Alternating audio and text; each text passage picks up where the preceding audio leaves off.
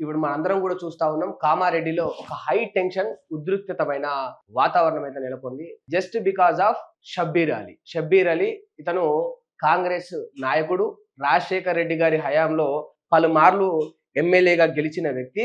మంత్రివర్గంలో కూడా పనిచేసింది. ఐ&పిఆర్ లో ఆ ఇన్ఫర్మేషన్ దాంట్లో మంత్రివర్గంలో కూడా పనిచేసిన ఆ యొక్క అనుభవము ఇవన్నీ కూడా ఉన్న వ్యక్తి ఎవరంటే షబ్బీర్ అలీ గారు. మరి ఇంత జ్ఞాని అయి ఇన్నిసార్లు పదవిలో ఉండి ఇతను చేసిన అలిగేషన్ అంటే ఆ అలిగేషన్ కు కొంత తీవ్రత ఖచ్చితంగా ఉంటది. మరి అలిగేషన్లు ఎవడైనా చేస్తాడు, చేసిన అలిగేషన్లకు తీవ్రత కూడా ఉంటది. బట్ ఆ తీవ్రతకు తగ్గట్టుగా ఆ అలిగేషన్ వెనుక ఆధారాలు కూడా ఉండాలి కదా. ఇప్పుడు ఏ ఆరోపణనైనా కూడా మనం ఒక ఎవిడెన్స్ లాగా బేస్ చేసుకొని చూస్తాం.